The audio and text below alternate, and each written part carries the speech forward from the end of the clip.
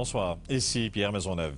Vous avez bien dormi la nuit dernière et surtout vous avez bien rêvé et pour une fois, vous avez le souvenir d'un de vos rêves, celui qui précédait votre réveil, c'est du moins l'impression que vous avez. Et vous voulez interpréter ce rêve.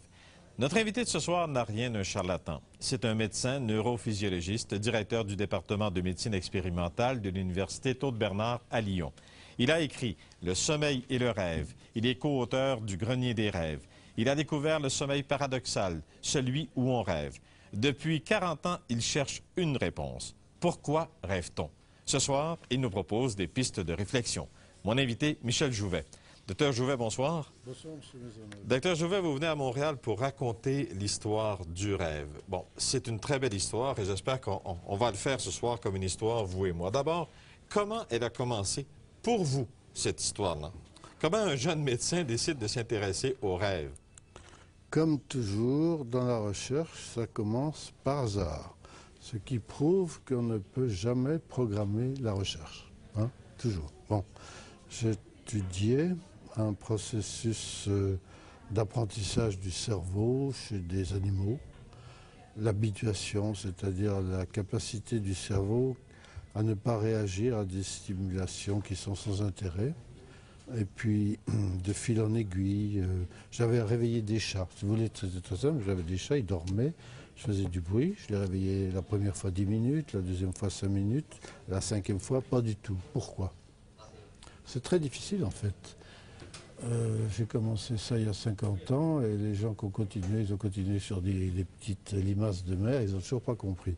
Mais afin de savoir si c'était le cortex ou un autre endroit du cerveau, j'ai été amené à faire des lésions, à mettre des électrodes à d'autres endroits. Et un jour, j'ai vu devant moi sur des tracés, des périodes où il n'y avait plus du tout d'activité des muscles, où le cerveau devenait rapide comme pendant l'éveil, mais ce n'était pas de l'éveil. Il y avait des mouvements des yeux, il y avait une activité très particulière et ça n'avait pas été décrit avant, ou ça avait été décrit, mais ça avait été interprété comme un sommeil très léger.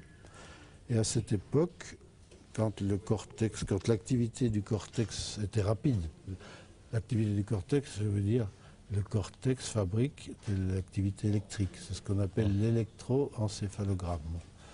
Quand il est rapide, c'est qu'un animal est éveillé. Là, l'animal, il avait un cortex rapide, mais il n'était pas réveillé parce que son tonus musculaire était complètement plat.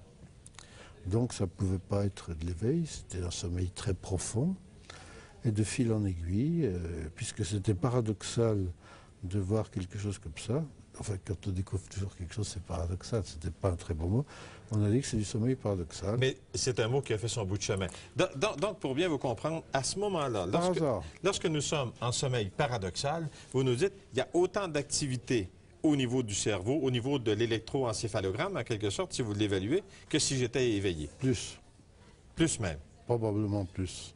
L'énergie que dépense le cerveau à ce moment-là est aussi intense que dans l'éveil la tension la plus intense, et probablement plus.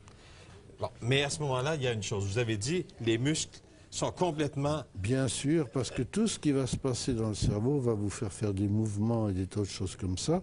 Vous n'avez pas bougé, autrement vous tomberiez de votre lit.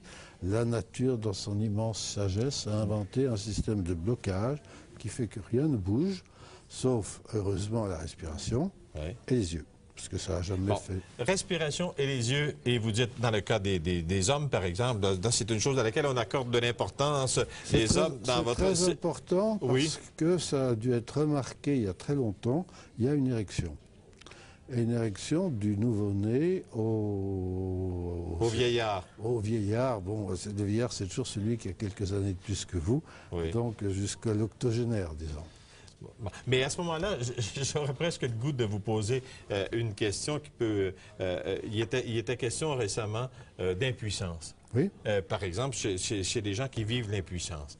Est-ce qu'il y a des gens qui ont pu manifester de l'impuissance et qui, lorsqu'ils sont en train de rêver, vont vivre la même érection? Vous posez une question remarquablement intelligente, parce que c'est un bon moyen de dissocier deux types d'impuissance. On peut être impuissant parce que dans notre cerveau, l'image l'objet qui attire notre désir n'est pas en face de nous, l'impuissance psychologique, ou on peut être impuissant parce que le sang n'arrive pas suffisamment à l'endroit qu'il faut, parce qu'on est en train de boucher la bifurcation de son aorte.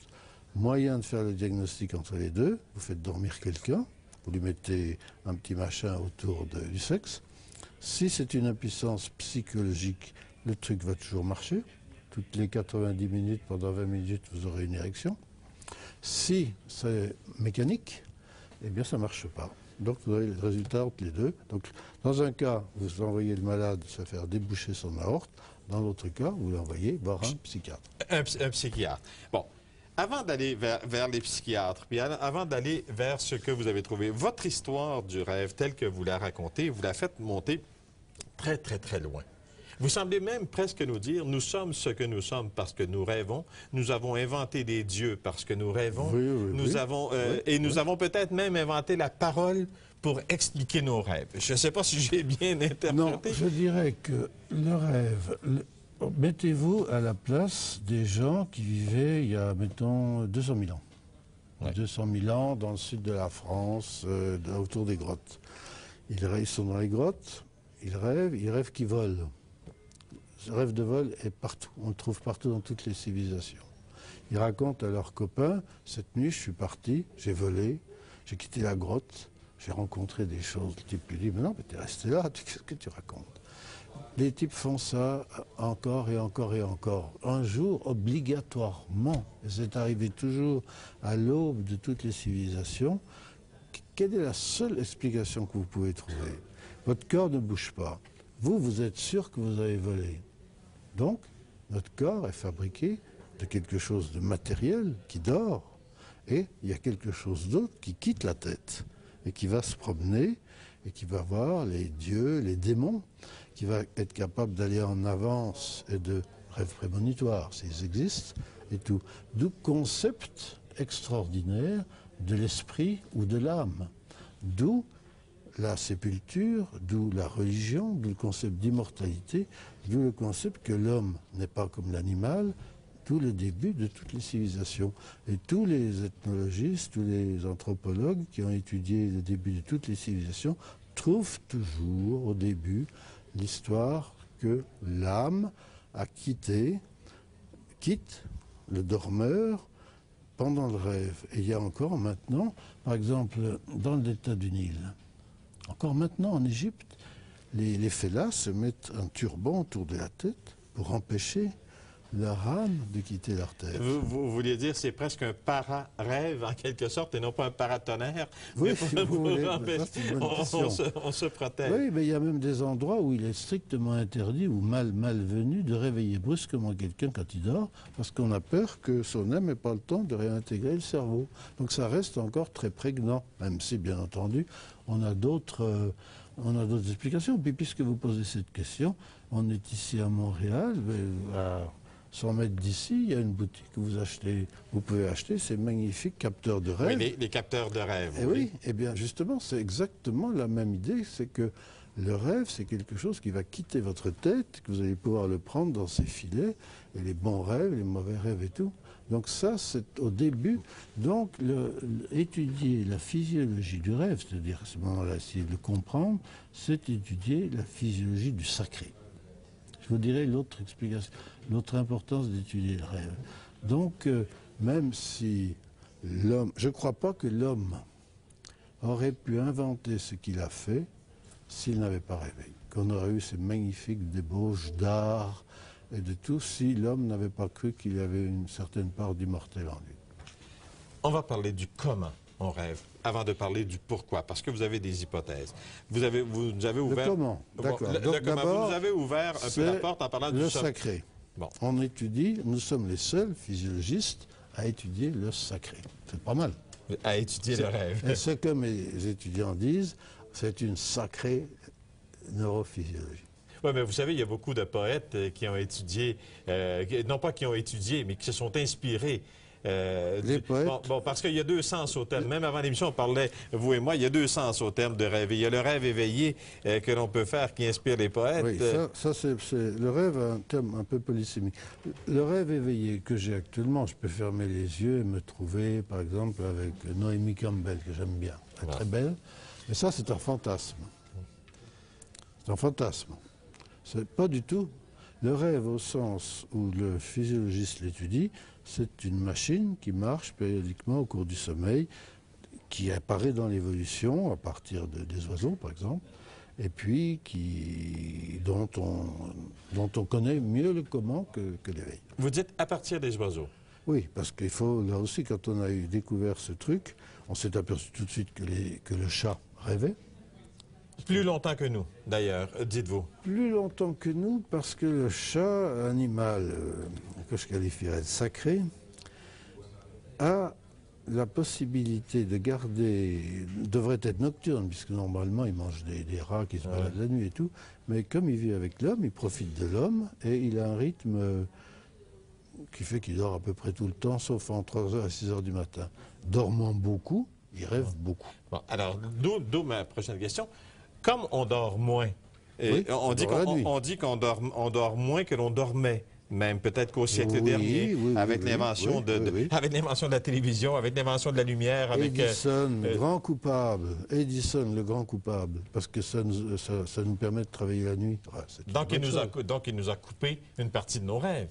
Il nous a coupé une partie de nos rêves, il nous oblige à travailler la nuit, il a créé la civilisation industrielle, il oblige les travails postés, les 3-8 et tous les ennuis que ça entoure. On ne va pas se mettre à brûler Edison parce qu'il y a certains avantages. S'il n'y avait pas Edison, on ne serait pas là ni l'un ni l'autre. Mais vous dites, parce que là, ça peut être surprenant, même si ça fait un bon bout de temps qu'on a une connaissance, je dirais, de cet organigramme du sommeil, non? Vous dites, on rêve, on n'a pas conscience de rêver 4 fois, par exemple, sur un sommeil, de rêver à tous les 90 minutes. Non. Et donc, et on rêve beaucoup. C'est les physiologistes qui le voient. Ils enregistrent les gens, vous la mettez sur la tête, vous regardez l'électroencéphalogramme. Bon, on se couche maintenant. Mettons, on va se coucher à 10h. Le premier rêve devrait arriver à minuit et demi, 90 minutes après. Si on se couche à 10h, je me trompe, 11h30. 11h30, voilà, oui. Vous m'avez coupé une partie de mon rêve. C'est mon décalage horaire. Hein. Bon, donc le premier rêve aura lieu à 11h30. Le premier est mal fichu, il dure 10 minutes, il n'est pas très bon. Les choses ne sont pas encore bien en place pour l'homme. Et puis l'autre, 10 minutes, donc après 1h30 après, donc ça fait, je vous laisse faire le calcul. Oui. Et puis donc l'autre 20 minutes. 90 minutes, 20 minutes, 20 minutes, 20 minutes, 5 phases égale 100 minutes. Donc c'est très facile de faire ce calcul. On rêve, tout au moins le rêve, les souvenirs de rêve sont maximum si on réveille les gens à ce moment-là. Vous voulez dire ceux, par exemple, qui disent « je ne me souviens jamais de mes rêves ». Il y a 20% des adultes, parce que les enfants souvent ne se souviennent pas de leurs rêves. 20% des gens adultes en bonne santé ne se souviennent pas de leurs rêves. Alors là, il y a 2 explications. Alors je vais vous les livrer toutes les 2. Il y en a une qui est due à Freud, Sigmund Freud, qui dit que normalement, le rêve étant le gardien du sommeil, eh bien, on ne doit pas se réveiller après un rêve et on ne doit pas se souvenir de ses rêves.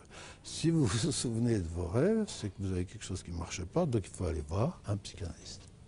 Ah, donc, si on a souvenir, bon, alors combien 80% chez le psychiatre ou le psychanalyste. L'autre, c'est l'explication neurobiologique. C'est qu'on se réveille probablement un peu trop après la fin du dernier rêve. 5 minutes, ça suffit, hein, c'est la disparition. Donc, les gens qui ne se souviennent pas de leur rêve, je leur propose d'avancer leur réveil d'un quart d'heure. Et là, ils vont se réveiller en si ça ne marche pas, ils vont voir un de mes collègues, puisqu'on est à Montréal. Montréal est une des grandes capitales d'études du sommeil dans cet hémisphère, dans toute l'Amérique, et disons dans le monde. Il y a de très très bonnes équipes ici. Ils vont prendre rendez-vous avec mes collègues et on va leur mettre des électrodes sur la tête. On va attendre si c'est un monsieur une érection, on va le réveiller. Et là, pour la première fois de sa vie, Il va pouvoir raconter son rêve.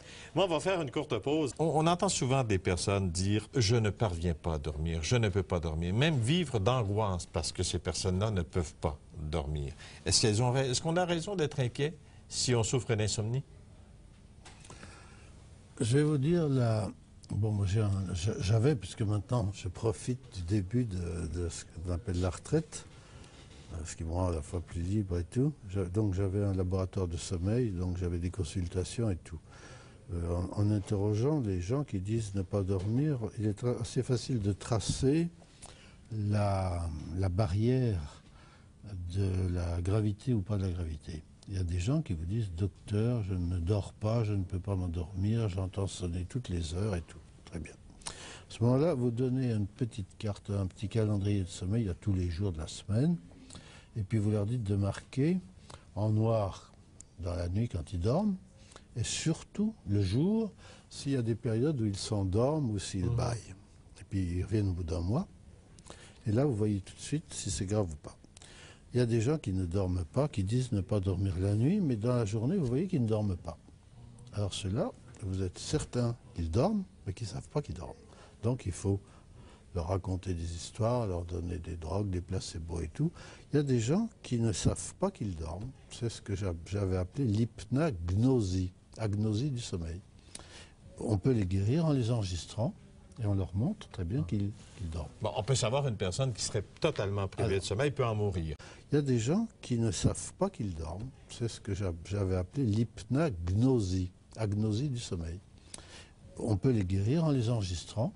Et on leur montre très bien qu'ils dorment. Bon, on peut savoir une personne qui serait totalement privée de sommeil peut en mourir. Bon, mais quelqu'un... En mourir, les gens qui ont fait mourir de privation de sommeil, c'est des vieux contes chinois.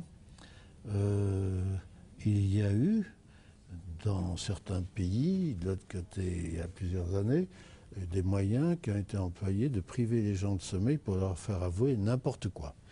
On l'avait fait avec des oiseaux. Je me souviens de cette histoire qu'on racontait de la Chine où on faisait du bruit pour empêcher les oiseaux, de dormir. Et il y a eu des physiologistes célèbres qui ont empêché des chiens, des petits chiens de dormir et qui les ont tués comme ça.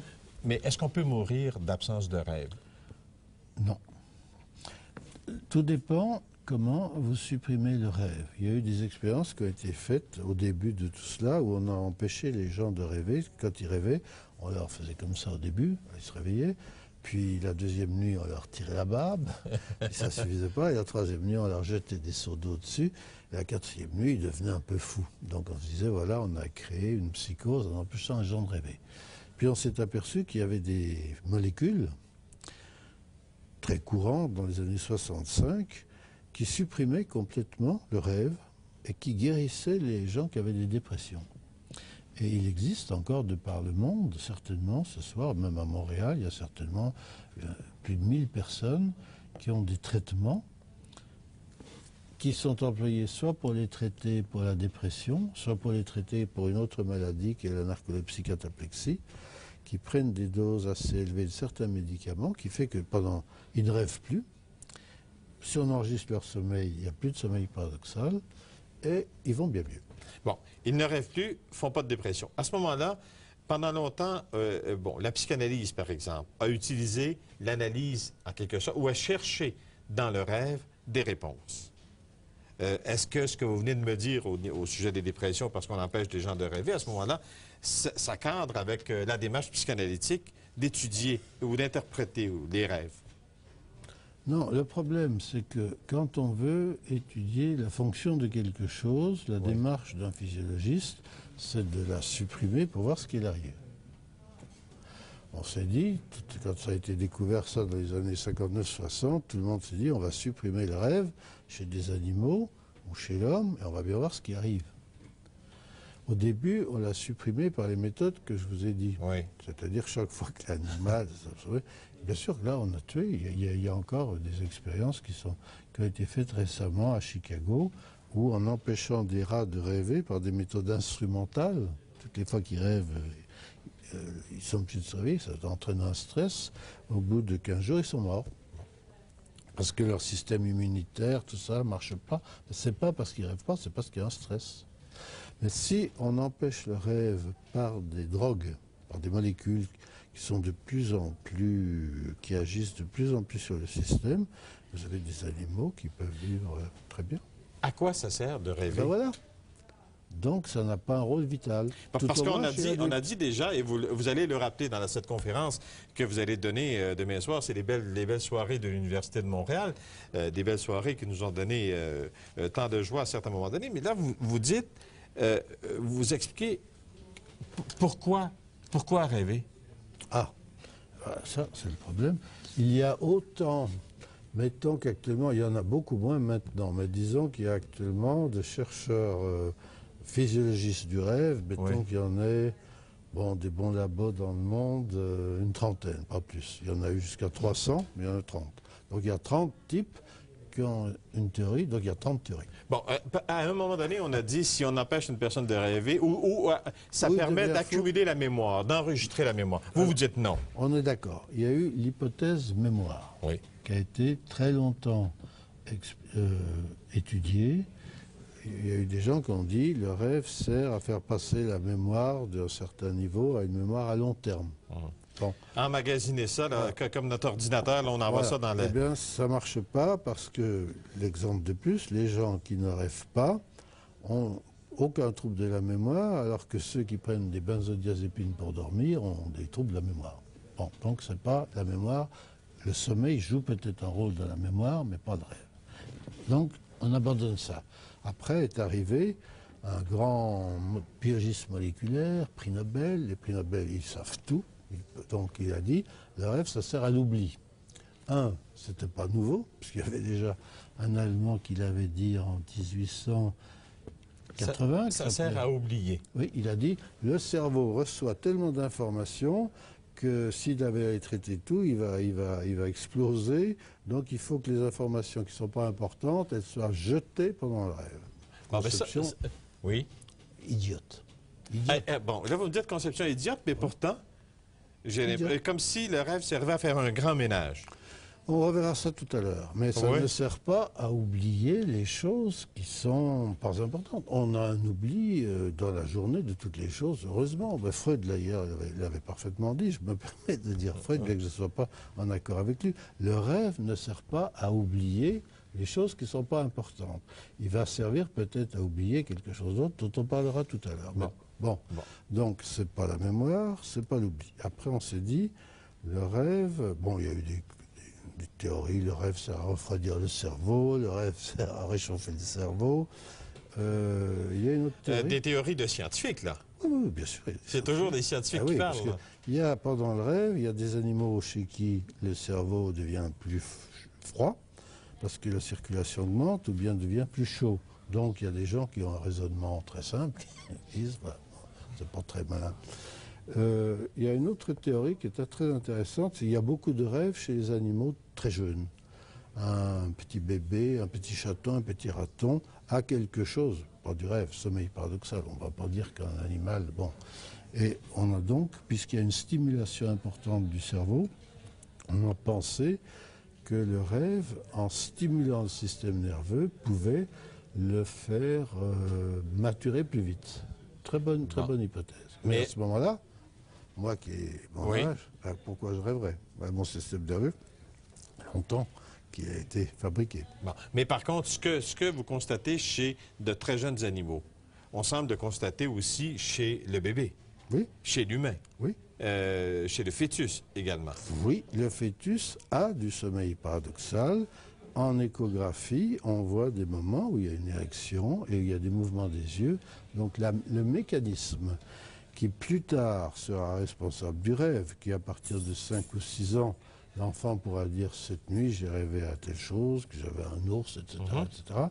Le mécanisme est là, la machinerie est là. Et bien entendu, si vous pouvez me dire quoi rêve un fœtus, vous êtes fort. Bon, mais dites-moi, vous, maintenant, une fois que vous m'avez dit tout ça, qu'on pourrait parler, on pourrait citer les 30 hypothèses à travers le monde, quelle est l'hypothèse de Michel Jouvet? C'est celle de Shakespeare. Expliquez. Shakespeare a dit que nous sommes ce que nos rêves nous fabriquent. Eh bien, Nous sommes fabriqués par nos Par rêves. nos rêves, exactement. Et bien bon, c'est une fois de plus, l'intuition du poète est souvent infiniment supérieure aux déductions du scientifique. Notre cerveau est un organe éminemment plastique, modulé par l'environnement. Et vous, Dieu sait, vous jouez un rôle énorme pour ça, parce que vous passez votre temps à envoyer des informations que reçoivent tous les gens. Hein. On est entouré par une galaxie de signaux qui impriment notre cerveau et qui agit sur nous, l'éducation, la télévision, etc. Tout cela devrait arriver finalement à faire d'entre nous des gens qui sont à peu près les mêmes. Or, heureusement, Autrement dit, on devrait tous, à ce moment-là, ayant reçu la même information, se ressembler. devenir justement changer l'homme. Changer l'homme, il y a des sociétés récemment où on a essayé de changer l'homme en imprimant... L'Homo soviéticus, par exemple. Voilà, je ne veux pas ouvrir des... C'est un système qui est disparu. Ou d'autre côté, en Chine, du temps de Mao. Bon, ça c'est un exemple comme un autre. Or, ça ne change pas. L'homme reste le même parce que nous sommes des individus. Et à l'intérieur, justement, de tout cela, il y a quelque chose qui vient renforcer, que l'on a pu voir chez des jumeaux et tout, enfin, je ne veux pas rentrer dans tous ces détails, qui fait que pendant le rêve, quelque chose qui est fabriqué, qui est un système qui est fabriqué par nos gènes, vient, c'est là où vous avez raison, soit renforcer les choses que l'on a eues dans la journée qui sont en accord avec la génétique de l'inconscient, soit les effacer. Et dans ce cas, c'est la partie oubli. Ce qui fait que chaque nuit, quelles que soient les choses que vous avez apprises dans la journée, le rêve, de façon itérative, c'est-à-dire 4 ou 5 fois dans la nuit, va venir, comme vous disiez tout à l'heure, faire le ménage, de façon à ce que vous restiez l'homme singulier, l'individu que vous êtes, et pour employer un autre mot que ce qu'a dit Shakespeare, le rêve est le gardien de notre individuation. Vous voulez dire que le ménage qui est fait, ça fait en sorte que le rêve me permet de rester ce que je suis. Ce que M. Maisonneuve est, sauf si vous aviez un jumeau. Si vous aviez un jumeau Identique, là. identique qui a été séparé de vous dès la naissance et qui vit en Amérique du Sud, il serait exactement comme vous. Ce soir, d'un grand rêveur qui a consacré peut-être presque un demi-siècle à comprendre pourquoi nous rêvions, le professeur Michel Jouvet. Monsieur Jouvet, ce que vous avez commencé à m'expliquer sur le plan de la génétique, est-ce que vous voulez dire qu'à ce moment-là, ce serait comme une sorte, le rêve serait comme une sorte de mémoire génétique que nous avons en nous, et vous dites faire le ménage, oublier des choses, oublier comme dans le sens qu'on l'avait dit, mais pas tout oublier.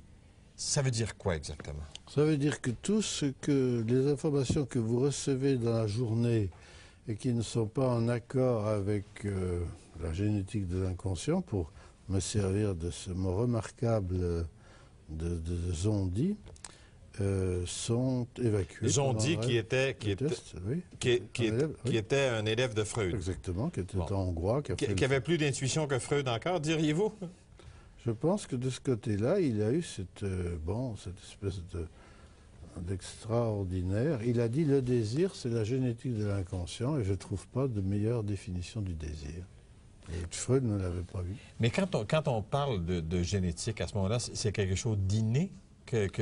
Parce que là, il y a tout le débat entre... Oui, ça, c'est sûr que c'est un débat qui entraîne toujours... Entre l'inné et l'acquis, là. Mais je vous disais... Est-ce qu'on vient au monde blanc comme neige? Alors, la tabula rasa. Ouais. La tabula rasa. Hein, et la cire vierge sur laquelle la société, la culture implique, bien sûr que non. On est avec notre individualité. Je vous ai dit tout à l'heure que vous étiez un individu et qu'il n'y en avait pas d'autre. Mais supposons que vous ayez eu un frère jumeau, vrai jumeau. Un jumeau identique. Là. Identique qui a été, pour une raison ou pour une autre, séparé de vous à la naissance. Et qui se trouve maintenant, je ne sais pas où, au Chili ou en France et tout. Je suis prêt à parier qu'il aurait la même barbe que vous, la même moustache que vous, et qui ferait un métier dans les médias. Parce que ça va jusque-là. Ça va jusque-là. C'est à partir de là que cette théorie. Ça a été fait, cela, par psychologue qui est à l'université du Minnesota, qui s'appelle Bouchard, qui est allé rechercher pendant 30 ans 50 paires de jumeaux qui étaient séparés dès la naissance, de vrais jumeaux, 50 paires de faux jumeaux séparés à la naissance, 50 paires de jumeaux élevés ensemble et 50 paires de jumeaux élevés ensemble. Cela, c'était facile. Ouais. Travail énorme.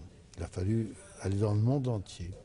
Il les a reconvoqués, il les a fait venir à l'université du Minnesota. La plupart du temps, les jumeaux ne savaient pas qu'ils avaient un frère, donc ils sont arrivés. Qu'est-ce qu'on a vu arriver? Il y a des photographies qui sont hallucinantes. Des gens qui ne se connaissaient pas et tout, qui arrivent tous les deux avec les moustaches à la gauloise, des barbes. Or, se tailler les moustaches, il y en a un qui venait d'Israël, l'autre qui venait de l'Allemagne. L'Allemagne, il avait été élevé dans l'Allemagne nazie. On n'a pas de moustache en Allemagne, mais on a peut-être des moustaches en Israël. Ah, les deux avaient exactement la même chose. Bon, qu'ils avaient tous les deux des lunettes, on peut le comprendre. Ils étaient myopes, ça va très bien, génétique, ils étaient tous les deux gros, on peut le comprendre. Ils avaient tous les deux des ulcères d'estomac, on peut le comprendre. Parce qu'ils avaient ça dans leur patrimoine génétique. Mais que, tous les deux, quand tous les matins se taillaient la moustache et la barbe, croyaient qu'ils étaient libres de le faire, puisqu'ils n'étaient pas libres de le faire. Il avait arrivé deux femmes en tailleur rouge, tous les deux avec les mêmes bagues, les mêmes choses. C'était hallucinant. Donc, dans ce que nous croyons être notre petite absolue liberté, il y a une quantité de choses qui sont dues, justement, à une espèce d'individuation psychologique qui est d'ordre génétique. Ça, on le savait remarquablement chez les souris, chez les animaux, mais on disait l'homme, non, l'homme, il est à part. L'homme, c'est le milieu, l'homme, c'est l'éducation. Eh bien non. Il y a une partie. Mais ça va nous entraîner vers une question d'une de nos téléspectatrices. Madame Valcourt, bonsoir. Bonsoir. De Bressan. Votre question pour mon invité. Oui, bonsoir, docteur. Bonsoir, madame. Je voudrais vous demander comment ça se fait-il certaines personnes, dans leur sommeil, étaient capables de voir des choses qui vont arriver bien par après. Le rêve prémonitoire. Les rêves prémonitoires. Madame, j'attendais votre Et puis, en plus, par exemple, j'ai connu des personnes, dans leur sommeil, ils étaient capables de voir le numéro qui va sortir dans le tirage de New York. Une journée d'avance. La personne exactement comme... Des fois, c'est de leur esprit, c'est quelqu'un qui est décédé, qui est mort. Et puis, la personne va venir lui dire dans leur sommeil le numéro qui va sortir. On va demander cette question. Alors, on doit vous la poser souvent, cette question. Oui, on me la pose souvent. Ça fait partie, c'est ancré dans l'inconscient collectif de la possibilité que la flèche du temps vient à l'arrière. Ça a été dans toutes les mentalités. Donc la première conception du rêve, c'est l'esprit qui sort de la tête et qui va en rapport avec les dieux et les démons. Et les religions se sont beaucoup servi de cela, bien sûr. Dieu donnait ses ordres à l'homme par le rêve, aller vers le futur. Bon, le songe que vous mentionnez, le songe de Joseph et de Marie de partir vers l'Égypte. Bien sûr. De la possibilité que la flèche du temps vient à l'arrière. Ça a été dans toutes les mentalités. Donc la première conception du rêve, c'est l'esprit qui sort de la tête et qui va en rapport avec les dieux et les démons. Et les religions se sont beaucoup servi de cela, bien sûr. Dieu donnait ses ordres à l'homme par le rêve, aller vers le futur. Bon, le songe que vous mentionnez, le songe de Joseph et de Marie de partir vers l'Égypte. Bien sûr. Et puis Joseph, Nabucodonosor et tout ça, je montrerai de magnifiques peintures.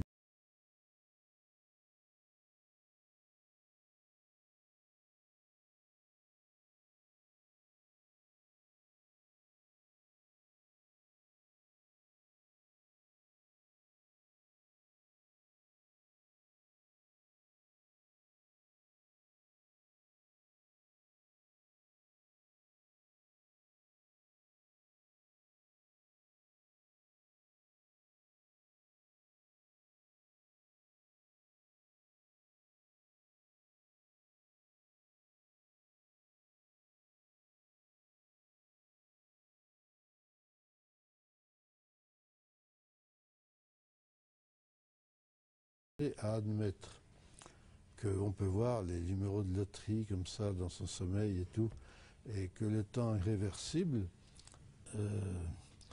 vous changez absolument toute la physique et tout.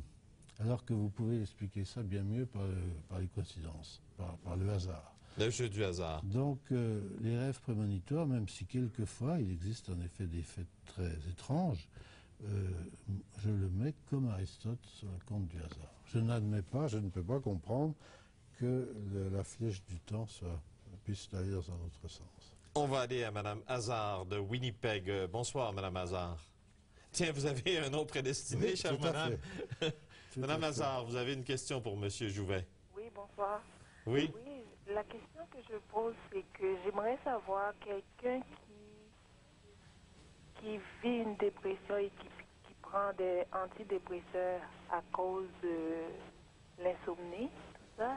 Est-ce que cette personne-là peut rêver parce que la personne ne dort pas très bien? Si, ça dépend, madame, la nature des médicaments antidépresseurs qu'elle prend. Si cette personne avait l'impression de beaucoup rêver avant de prendre ses médicaments et qu'elle a l'impression de ne plus rêver depuis qu'elle prend ses médicaments, c'est absolument normal. Parce que la plupart des drogues, sauf certaines plus récentes, qui ont un effet antidépresseur très correct, suppriment et le sommeil paradoxal et la sensation de rêver. Donc, ça donne des petits troubles du sommeil, mais il faut admettre que vous savez que toujours une dépression, ça ne se traite pas en 3-4 jours, mais qu'en principe, dans 3 semaines, 4 semaines, 5 semaines, les choses devraient aller beaucoup mieux. On va aller à M. Pelletier de Montréal. Bonsoir, M. Pelletier. M. Pelletier. Est-ce que vous m'entendez, M. Pelletier? Oui, je vous entends très bien. Alors, votre question à mon invité. Alors, ma question est la suivante. On parlait tout à l'heure des gènes, de l'hérédité. Oui. Écoutez, en fait, moi, je me demande si à la limite, on parlait des gènes, là, ce qu'on rêve, il arrive parfois que des gens rêvent, ils ont l'impression de rêver des moments historiques du passé, d'il y a 300, 400 ans. Serait-il possible qu'à travers les gènes, justement, on finisse par rêver ce que nos ancêtres ont vécu? Est-ce que ça pourrait être possible, ça? La mémoire collective à travers la mémoire génétique. Ça, monsieur, vous avez retrouvé par une intuition qui est très, très, très brillante, la théorie de Carl Jung. Carl Jung qui pensait qu'il y avait un inconscient collectif et qu'on trouve sous-jacent à toutes les civilisations certains types de rêves et tout. Il y a peut-être, les rêves de vol sont communs à toutes les civilisations. L'explication, on pourrait dire, on rêve de vol parce que nos ancêtres, il y a 85 millions d'années, étaient des oiseaux. Moi, je ne crois pas que les choses soient comme ça. Mais c'est une théorie qui peut très bien soutenir qu'il y a un inconscient collectif et que peut-être pas 300-400 ans, mais peut-être des choses qui ont 200 000 ans, des choses comme ça, pourquoi pas. Mais prenons un exemple. Là encore, vous parlez dans votre communication que vous ferez demain. On donne l'exemple des animaux. Vous dites même un écureuil qui n'aurait jamais été élevé dans la nature, qui aurait été un écureuil de laboratoire, qui aurait été nourri à la purée ou quelque chose du genre. Qu'est-ce qu'il fera si vous lui donnez une noix? Il saura parfaitement l'ouvrir. Ça a été la première fonction que j'avais cru être celle du rêve, être préparatrice justement de ses instincts. C'est vrai qu'un écureuil que vous élevez avec de la bouillie, vous lui mettez une noix, vous savez que les écureuils savent casser les noix de façon remarquable, hein, c'est exactement au milieu pour en prendre des choses. Eh bien, on n'a pas fait ces expériences chez des écureuils, on a fait chez des souris. Il y a un test que vous faites très bien. Vous prenez des souris femelles, impubères, et vous leur mettez un petit souriceau. Et vous mettez de la ouate à côté, de la laine, des morceaux de laine. Et bien, la souris va avoir l'instinct de fabriquer un nid où elle va mettre le petit souriceau. Ça, c'est comme ça. Et on s'est dit, tiens, ben voilà, on va supprimer le rêve chez ces petites souris et on va voir si c'est un truc qu'on a fait. Elles ont fait un nid. Le nid n'était pas aussi beau que les trucs, mais elle a fait un nid. Elle a fait un nid. Donc, le rêve ne sert pas à programmer les instincts. Les instincts, c'est quelque chose qui est built-in, si je me permets un anglicisme horrible, dans cette ville de Montréal. C'est construit dedans. C'est dans, je me permets encore un autre anglicisme, c'est dans le, comment vous dites, le hardware, c'est dans la quincaillerie. La quincaillerie de l'individu. Il faut faire un parallèle avec l'informatique, voilà, c'est le programme de base. Voilà. Mais le rêve, non, c'est la différence inter-individuelle. Des grands gens, de l'école de néo-darwinisme et tout, admettent qu'il y a des différences interindividuelles chez les oiseaux, dans la façon de ramener son œuf, etc. Et que tout cela sert pour l'évolution. Et le fait qu'on soit tous différents est le moteur de l'évolution. On fait une pause. Michel Jouvet, docteur Jouvet, on va passer à M. Lestock qui nous appelle de Sept-Îles. Bonsoir, M. Lestock. Bonsoir. Oui. Ma question à poser, c'est est-ce qu'on ne saurait pas apprendre un peu plus sur soi-même en se réveillant parfois, en étant obligé de se réveiller la nuit souvent ou tout simplement par pur hasard en se réveillant assez souvent? N'apprendrions-nous pas beaucoup sur soi-même, sur notre inconscient? Parce que ça m'est arrivé lors d'un long séjour en forêt. Je chauffais la tente avec un poêle à bois et puis je ne m'abriais pas. C'était en plein hiver et puis pour ne pas que le poêle s'éteigne, je chauffais je le chauffais et je ne m'abriais pas et ça me portait à me réveiller très souvent et c'est la période de ma vie où j'ai connu le plus mes rêves. Ah, bon. Bien sûr. Monsieur, vous avez parfaitement raison. C'est une démonstration remarquable du fait que vous avez connu mieux vos rêves, les voyant se répéter très souvent pendant cette période d'hiver très froid qui doit durer longtemps. Vous êtes des Sept-Îles? Sept-Îles, oui, ça doit être assez froid en forêt dans le coin. Eh bien, vous avez dû sans doute voir certains rêves répétitifs plus que d'autres, donc vous êtes aperçu que vous avez mieux connu votre inconscient. Connaissant mieux votre inconscient, eh bien, vous êtes mieux connu parce que Descartes a commis, je crois, une grande erreur en disant « je pense, donc je suis ». Vous avez fait « ça pense en moi, donc je suis ». Le ça en question, qu'est-ce que c'est? Le ça, c'est l'inconscient. Et en connaissant votre inconscient, monsieur, vous êtes mieux connu. On va passer à Mme Drouin de Montréal. Bonsoir, Mme Drouin. Oui, bonsoir, messieurs. Ma question est la suivante. J'aimerais savoir, moi, étant plus jeune, je faisais beaucoup de cauchemars. Maintenant, j'ai 38 ans. Bon, ça m'arrive à l'occasion, mais beaucoup moins. Par contre, j'ai une petite fille de 4 ans qui en fait beaucoup aussi, qui en fait pas mal régulièrement. Je me demandais si génétiquement, ça peut être transmissible, ça peut être héréditaire ou... Je me pose des questions là-dessus. Non, le cauchemar est... vous appelez cauchemar, c'est-à-dire votre fille a 4 ans. Oui. Et vous dites qu'elle en fait beaucoup, c'est-à-dire est-ce qu'elle en fait, plusieurs fois par semaine, plusieurs fois par mois? Oh oui, elle peut en faire 1 à 2 fois par semaine. Étant plus jeune aussi, elle a eu une période où elle faisait des terreurs nocturnes. Le médecin me disait il ne faut pas la réveiller, il faut la laisser, tout ça. Je comprenais pas trop bien ce qu'il m'expliquait, mais je la réveillais pas et puis ça se passait. Mais on dirait que là, elle fait des cauchemars, puis pourtant elle vit pas dans un environnement. En principe, ça doit s'arrêter. Le fait de faire des cauchemars, c'est pas pathologique, c'est-à-dire que c'est pas méchant. On admet que tous les enfants doivent avoir des cauchemars à une certaine période de la vie. Ça fait partie de la maturation des systèmes émotionnels. Ça n'a pas de valeur péjorative, mais bien entendu, si quelqu'un fait des cauchemars toutes les nuits, surtout lorsqu'il est adulte, là, il vaut mieux aller voir un médecin. Parce que quelle différence vous faites entre le cauchemar et... La terreur nocturne? Oui, la terreur nocturne à ce moment-là. Les gens qui étudient la physiologie du sommeil, ils le font très bien. Le cauchemar, c'est l'enfant qui crie pas de façon terrible, parce qu'il peut pas... Il hurle, mais sans... Il hurle intérieurement, puis on l'entend un peu. Il est froid. Quand on le réveille, quand on le tâte, il est froid.